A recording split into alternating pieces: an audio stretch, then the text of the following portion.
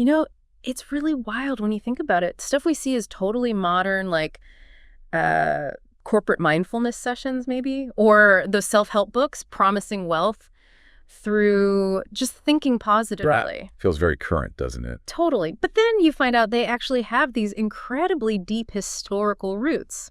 It's presented as cutting edge, but often it's like a new spin on ideas that have been around for ages. It's so true. And what's really fascinating is how deeply some of these concepts are just woven into our culture now. Often without us even realizing where they came from. Yeah, they've just become part of the background noise almost. How we think about success or well-being or even spirituality itself. Exactly. And that is precisely what we are digging into today. We're launching into a proper deep dive on the New Age movement. We've got this fantastic collection of sources, basically excerpts from the newagemovement.pdf. And our mission really is to unpack its origins, which are pretty surprising, trace how it evolved, and get a handle on its influence today, which is pretty pervasive. And for you listening, this whole deep dive is about trying to cut through some of the noise around the New Age. Right. We want to identify the core ideas, try to understand why they resonate with so many people, and then, see how it might already be playing out in your world, often in ways you wouldn't even expect. Okay, let's get into it. When we hear New Age, maybe we think 1960s, 70s, crystals, holistic stuff. That's the common picture, yeah. But these sources make it super clear that their real roots, they go much, much further back. We're talking about ideas like the sacralized self, sacralized human kindness, and sacralized nature. And by sacralized, we basically mean seeing the self or humanity or nature as inherently sacred, divine almost, worthy of reverence. So where do we first see these big ideas really taking root? Well, what's really insightful from the material is that you can trace these themes way back to the Romantic movement, actually. The Romantics, like poets and philosophers. Exactly. Thinkers like Mucha, then the German and English Romantics, and later across the pond, figures like Emerson and Whitman. They were all exploring this idea of something sacred within the individual, within humanity, and in nature itself. So it's not such a huge leap, then, from them to some core New Age ideas. Not at all. The seeds were definitely there. And was there an Eastern influence even back then? That early? Oh, yeah. The sources point out that Friedrich von Schlegel actually coined the term Oriental Renaissance way back in 1803. 1803. Yeah. Which tells you there was already this significant fascination with Eastern spirituality and philosophy influencing Western thought over 2 centuries ago. That's fascinating, a real cross-pollination of ideas. But as we move towards the end of the 19th century, the fin de siècle, was there a sense of dissatisfaction setting in with science and materialism, maybe? Precisely. You really see that. If we look at the bigger picture, the late 19th century, especially in big cities like Paris, Vienna, there's this resurgence of interest in these, spiritual or mystical ideas. A kind of reaction. A definite reaction. People were getting dissatisfied with what they called gross naturalism, this idea that the world is only material stuff, explained by science. They wanted something more. Our sources mention a quest for the effete and the bizarre. Meaning, sort of a deliberate turn towards the refined, the unusual, the mysterious, something to counter the perceived dullness or emptiness of a purely materialistic life. So you can picture these, like, urban subcultures, bohemians, artists, maybe anarchists, even some disillusioned upper-class folks, all turning away from the mainstream. That's a great way to picture it. They're looking towards esotericists, occultists, people offering alternative ways of understanding reality. Right. And the sources highlight 2 women in particular who really embody this more, let's say, serious or adventurous side of that fin de siècle spirituality. Both ended up traveling east to go deeper. Okay, tell us about them.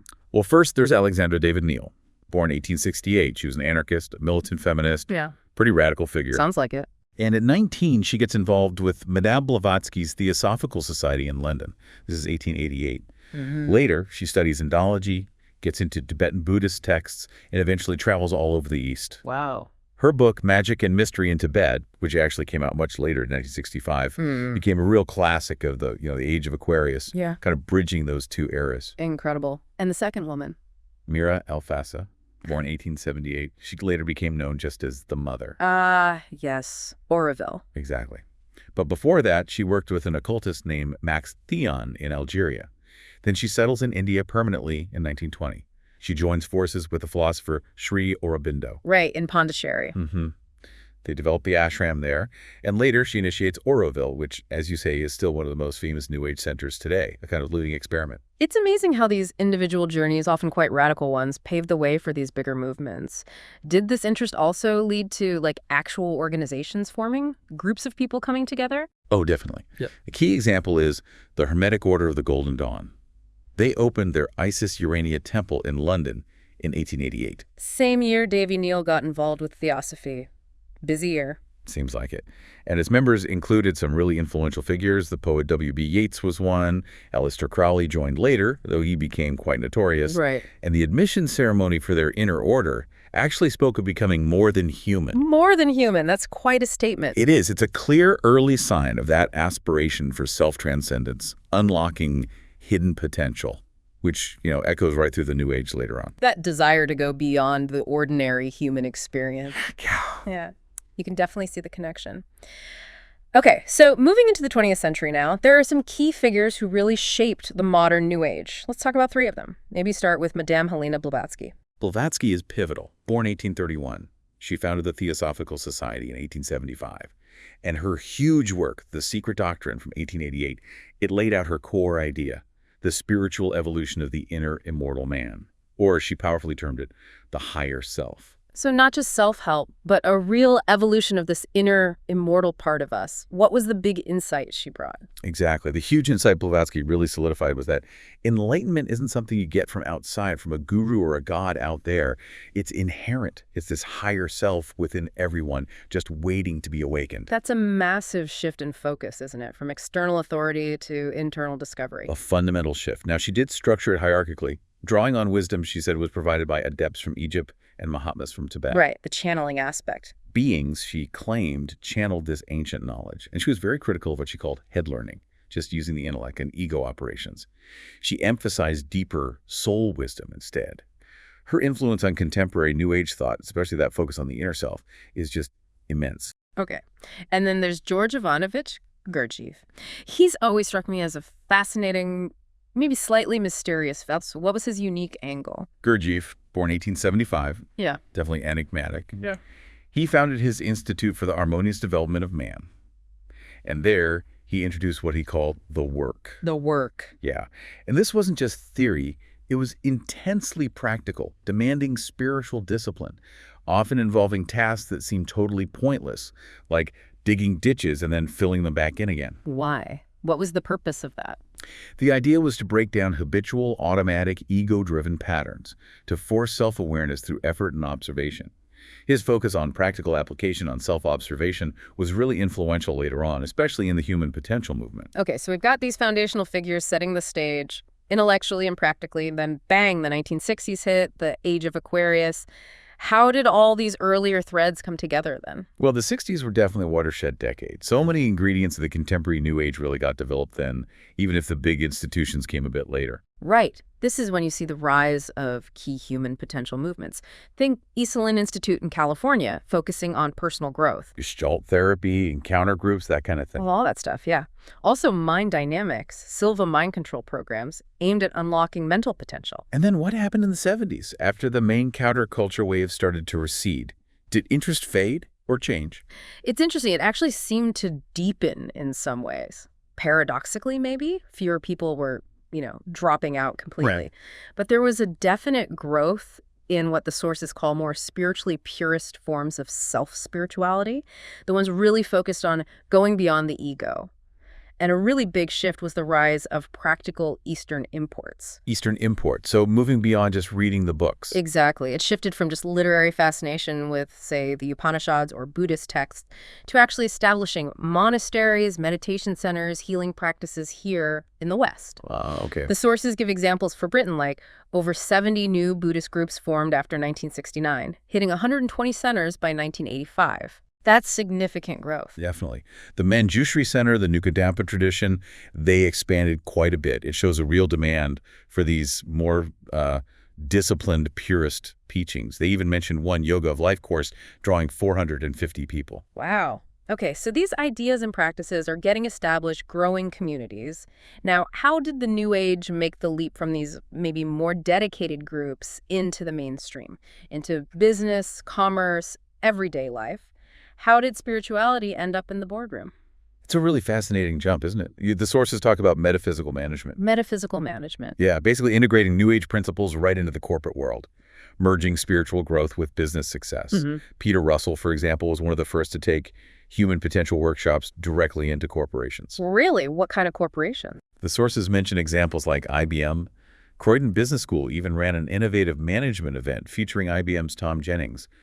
And you started seeing academic journals like the Journal of Managerial Psychology running special issues on spirituality in work organizations. It shows it was becoming, well, academically respectable, or at least discussable. That's quite a shift. From ashrams to IBM. But it wasn't just corporate training, was it? There's also this strong link to prosperity, to personal wealth. Oh, absolutely. The lure of prosperity is huge. A whole genre of self-help manuals popped up, promising affluence through inner spirituality. The idea often being that if you connect with the God within, your inherent divine potential, then wealth will just manifest. Like magic. Kind of implied, yeah. Think Louise Hay's The Power is Within You. Anthony Robbins' Unlimited Power. Deepak Chopra's Creating Affluence. These books often suggest that tapping into your spirituality makes wealth flow to you, sometimes with very little conventional effort needed. Right, so was this just a small niche, or did it become big business? Yeah. Well, it became very big business. The commercial signs point to a really thriving market. New Age magazines like Kindred Spirit in Britain had estimated readerships of like 120,000. That's a lot of readers. Huge reach. And by 1989, there were apparently 4,000 New Age bookshops just in the U.S. That tells you something about the publishing success. And it wasn't just books and magazines, I assume. It sounds like a whole industry. Totally. It expanded into all sorts of products and services, tapes, videos, CDs back then, crystals, tarot decks, and huge demand for personal services too. Like consulting? Healing? Both. On the consulting side, one estimate suggested U.S. corporations were spending maybe $4 billion a year on New Age consultants. $4 billion? Yeah. And a survey found over half of 500 companies use consciousness-raising techniques workshops to expand awareness potential, that kind of thing. Wow. And for healing, a 1994 article claimed 1 in 3 Americans used alternative healthcare yearly, spending something like $13.7 billion. That is definitely not a niche market. It shows a massive cultural and economic footprint. Those numbers are just staggering. Really puts the whole fringe movement idea into perspective, doesn't it? It's deeply integrated. Okay, let's shift focus a bit to what the sources call the new age of the person, the core values, and how they showed up in society. Education, for example. How did the New Age view conventional schools? That's a really interesting area. New Agers tended to be pretty critical of mainstream schooling. Bhagwan Sri Rajaneesh called it psychological tyranny. Strong words? Very. Charles Reich saw schools as a brutal machine for destruction of the self. The argument was basically that schools teach reliance on external authority, they prioritize intellect over intuition, and they stifle creativity. They sort of train you into the ego mode. So if that's the critique, what were the alternatives? How did they think education should work to nurture intuition and creativity? Well, given that critique, it makes sense they'd look for alternatives. Pioneers like Maria Montessori and Rudolf Steiner, who started the Waldorf schools, both actually came out of theosophical circles originally. Interesting connection. Yeah. And their educational philosophies really focused on nurturing the whole child. Creativity, spiritual awareness, intuition, not just pumping them full of facts. Okay. Moving beyond education, what about environmentalism? How did New Age values connect with concerns about nature? There's a very strong connection there.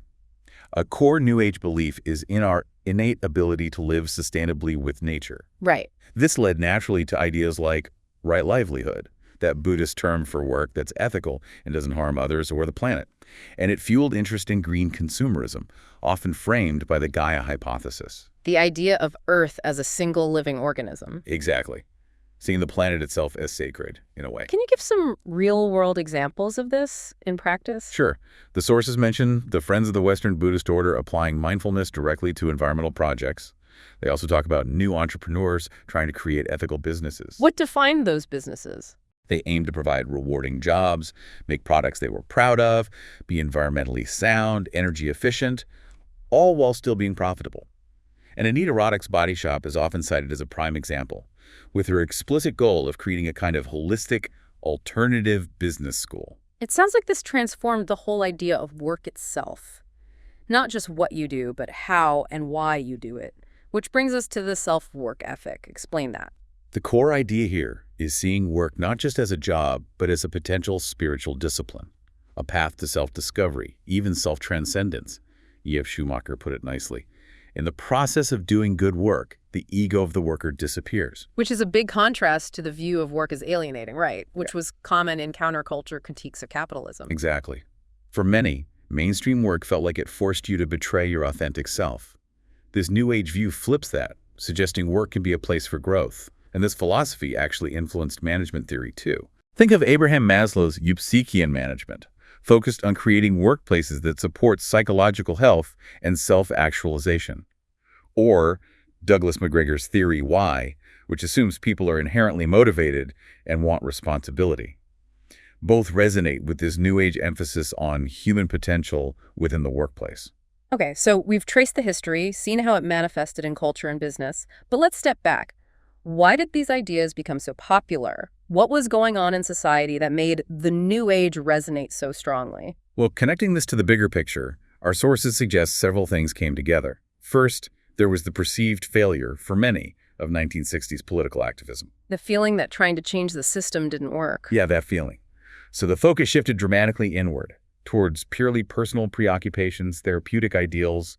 If you couldn't fix society, maybe you could fix yourself. Perfect yourself. And there was something about modernity itself, wasn't there? A sense of fragmentation. Yes, absolutely. Sociologists talked about the deinstitutionalization of modern life, or the crumbling cage of modernity. Basically, traditional structures, family, church, community, even stable careers were losing their hold, their authority. Leaving people feeling adrift. Kind of thrown back upon themselves, as one source puts it. Forced to find meaning and stability within, in their own subjectivity. And the New Age offered a ready-made, accessible toolkit for that inner quest. That makes sense. And what about work again? That tension many feel between their real self and their job. Huge factor. Peter Berger called it the problem of work. This feeling that your real, authentic life happens only in your private time, while work is this kind of pseudo-reality, disconnected from who you truly are. Right. I think many people can relate to that. Definitely. And the New Age promised to restore life to work, to heal that split by making work itself a path to self-discovery. This really appealed, maybe surprisingly, to people in demanding jobs, entrepreneurs, professionals, the so-called yuppies. Why them specifically? Because they were often dealing with intense stress, life in the fast lane. New Age techniques offered ways to cope to restore a sense of control, what the sources call autonomous efficacy. Okay. And finally, the sources mention the expressive self and a massive subjective turn in culture. How does that fit in? This is really fundamental. Academics like Charles Taylor, Talcott Parsons, Ronald Inglehart, they identify this huge cultural shift, starting maybe in the 60s and really taking hold in the 70s. An expressive revolution, meaning a massive new emphasis on individuality, self-discovery, self-expression, the ideal of being true to oneself. Finding and expressing your unique, authentic inner self became a central cultural value. And the New Age tapped right into that. It was like a radicalized, distilled version of that whole revolution. It offered frameworks, techniques, philosophies, perfectly aligned with that deep desire to find and liberate the real you, free from society's constraints or old traditions. That's a huge part of its enduring appeal. Okay, that really helps connect the dots on why it resonated. So we've covered the history, the appeal. Now let's look at the impact and some of the criticisms. From an academic standpoint, how do they explain why these practices seem effective for people beyond the spiritual claims? Right. Academics propose several overlapping factors. One is cultural validity. The ideas just click because they resonate with existing cultural values, like individualism or optimism. Makes sense. Then there's individual choice. People aren't passive dupes. They're actively seeking meaning and making choices about what works for them. Third, powerful psychological processes are involved. Like what? Things like cognitive reappraisal, changing how you interpret a situation to feel better about it, intense emotional experiences during workshops or rituals, even altered states, sometimes induced by practices like meditation, breath work, or yes, sometimes drugs, which get interpreted spiritually. Okay. And finally, socialization. Just being part of a group, conforming to its norms, gradually internalizing its beliefs and values. It all plays a part. What about that brainwashing accusation you sometimes hear, especially about the more intense groups or seminars back in the day? Do academics buy that? Generally, no. The sources are pretty clear that academics largely reject the brainwashing thesis. Why? Mainly because the evidence shows these activities are usually pretty ineffective at achieving permanent mind capture. Participants, often educated, middle-class professionals, typically stay functional in their lives. Take NS, for example, those really intense seminars. Right, Werner Erhard. Very controversial. Very. But studies show the vast majority of graduates just went back to their normal lives. Over time, many even reverted to their old ways of thinking and behaving. The argument is, if NS couldn't achieve lasting mind control, it's unlikely that, gentler practices like crystal healing would. Okay, so brainwashing is likely off the table. But there are plenty of other common criticisms, right? Like the New Age being too commercial or just promoting self-obsession. Oh yeah, those are definitely frequent complaints. That it's the epitome of modern narcissism, self-absorption. That it's all about me, me, me. There's also the criticism about the high cost of many workshops, retreats, therapies. Right. And the idea that it trivializes or even steals sacred teachings from Eastern religions or indigenous cultures, repackaging them as consumer products. Does the source material offer any counter-arguments to those points? It does offer some nuances. For instance, on commercialism, it notes that prosperity spirituality isn't exclusively Western. Similar ideas exist in India, so it's not purely a Western corruption. Okay. Regarding cost, it suggests New Age services are often just priced at standard market rates for professional training or therapy. And on trivialization, it points out that some traditional spiritual paths, like certain Zen schools, actually involve very harsh disciplines, so the idea that tradition is always somehow purer or gentler isn't necessarily accurate. What about community involvement? If there's so much talk about interconnectedness and unity, do New Agers tend to be actively engaged in their wider communities? That's a mixed picture, according to the sources. While some individuals definitely are active, starting schools, eco-projects, ethical businesses, there's a broader observation that, despite the rhetoric of unity, there's often less engagement with the community at large than you might expect. More focus on personal transformation. Often, yes.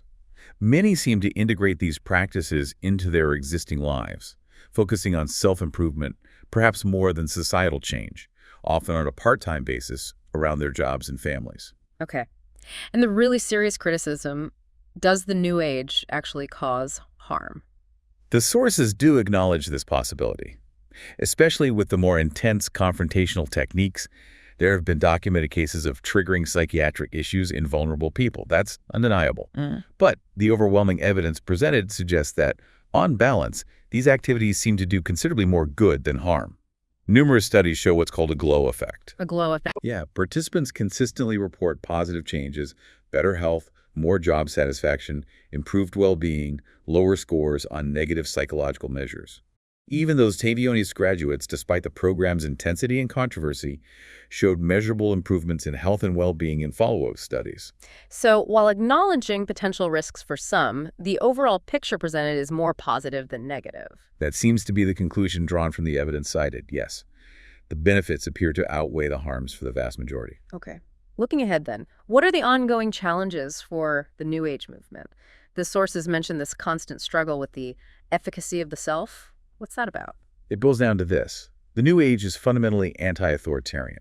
Authority comes from within, from the self. But the challenge, the constant battle, is the ego. The ego always trying to take back control. Exactly. The ego is persistent. It's powerful. So achieving and maintaining that state of self-spirituality is described as a precarious undertaking. It requires constant vigilance, moment-to-moment effort to stop the ego from pulling you back into old patterns. Daily life becomes a kind of testing ground for this inner contest. And what about actual New Age communities? Places like Auroville, have they lived up to their utopian dreams? Well, the success seems quite mixed. Auroville, for example, aimed for 50,000 residents, but still only has around 1,000 or so today. Oh, really? Yeah. It's faced internal issues, even needed government intervention at times. It highlights how hard it is to sustain those utopian ideals in the real world. Interestingly, the sources suggest that the more successful New Age communities, like the Manjushri Institute mentioned earlier, often have clearer rules, more defined authority structures. Which seems kind of contradictory to the anti-authoritarian ideal, doesn't it? It does, paradoxically.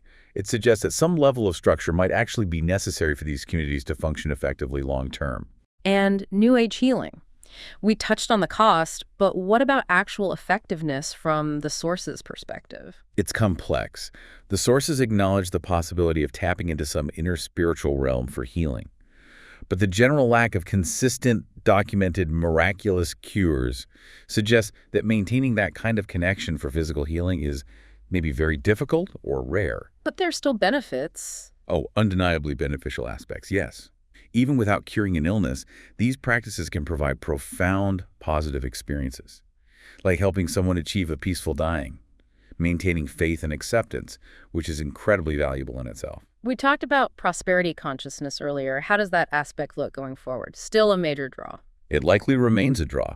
While the purely magical aspect, think wealth, get wealth, lacks proof, the sources distinguish that from the idea of transformed character, meaning that cultivating inner qualities through the self-work ethic, discipline, focus, integrity, seeing work as spiritual practice can genuinely make people more effective, more motivated employees or entrepreneurs. That can lead to real-world success. So it's less magic, more about developing useful traits. That seems to be the more grounded perspective. But there's a big caveat, the environmental one. Believing in limitless abundance can be dangerous if it distracts from the reality of finite resources and the need for genuinely sustainable practices. Right, that's a crucial point. What about the teachers, the gurus, the facilitators themselves? Highly skilled, but vulnerable. That's exactly the picture painted. They're often described as incredibly skillful. The sources mention Kim Ko's teaching in the exegesis seminar as extraordinarily skillful pedagogy, able to bring about rapid shifts in people. But the vulnerability? The vulnerability is to their own egos. The stark example given is Bhagwan Sri Rajneesh. Despite claiming enlightenment, his commune descended into something described as a concentration camp, and he himself seemed to succumb to immense personal ego. It shows that even reaching high states doesn't necessarily grant immunity. That tension again between freedom and structure, authenticity and ego. The sources mention attempts to bridge this, talking about a structured self-ethic. Exactly. Thinkers like Charles Taylor argue that true self-fulfillment can't just be navel-gazing. It needs to be connected to something bigger than the self-history, nature, community, citizenship. Otherwise, it becomes trivialized and self-indulgent. Like finding meaning through contribution. Something like that. Even the Prince of Wales is mentioned, talking about architecture needing to reflect timeless principles discerned by intuition, not just personal whim or blindly following tradition. Finding that balance between inner freedom and external grounding seems key, and the sources suggest this ongoing tension is actually what keeps the movement alive and evolving. Okay, bringing us right up to the edge of tomorrow. The sources discuss something really mind-bending, the technologization of spirituality, terminal faith. What is that all about? This is where it gets pretty futuristic. It describes an emerging techno-shaman culture. Techno-shaman? Yeah, using advanced tech VR headsets, immersive soundscapes, sophisticated light shows, maybe even designer drugs to deliberately induce transformative, ego-dissolving experiences. Wow, like engineering enlightenment. That seems to be the ambition. Imagine VR environments crafted to evoke oceanic consciousness, guided by AI, or a human facilitator using biofeedback.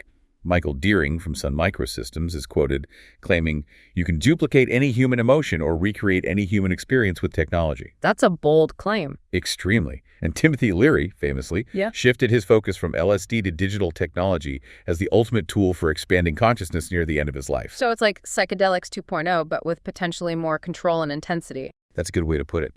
The sources call it a potent brew that could further re-enchant the world by offering these highly curated, intense experiences far beyond ordinary reality, getting the music, the visuals, the tech, the guidance just right to create magical moments and instill this terminal faith, a sense of ultimate tech-mediated transcendence. Wild stuff. So after exploring all these complexities, the history, the criticisms, the future tech, what's the enduring wisdom? What positive core does the New Age offer, according to these sources? Well, despite all the issues, the sources highlight some really profound virtues. First, its perennialized worldview. This fosters incredible inclusivity. How so? By seeing all people as essentially spiritual and suggesting that all major religions point towards the same underlying truth. It's a powerful antidote to religious exclusivity or fundamentalism. Okay, that's significant. What else? Second, it offers genuinely sharp insights into the human condition, particularly how the ego works its tricks, its defenses, the destructive habits that keep us stuck and prevent us from realizing our higher potential. And third? And third, just its fundamental optimism about human potential, the core belief that we can become better beings. that transformation isn't just for saints or geniuses, but is possible for everyone. That's a deeply positive and, you could argue, necessary message for our times. So the New Age, it's this constantly evolving thing, grappling with the ego, facing critiques about consumerism, but profoundly shaping how we think about ourselves, our inner lives, navigating this tricky balance between freedom and structure, and now even merging with technology. Absolutely. It's a dynamic force that, in all its diverse forms, keeps pushing us to ask big questions about who we are, what we can become, and how we relate to the world, and maybe even beyond it. Which leaves us with a final thought for you, our listener. Given this deep dive into the New Age's focus on inner truth and seeing how powerful technology is becoming and shaping our very experiences, what do you think it truly means to be true to oneself in a world that seems to be constantly redefining reality itself?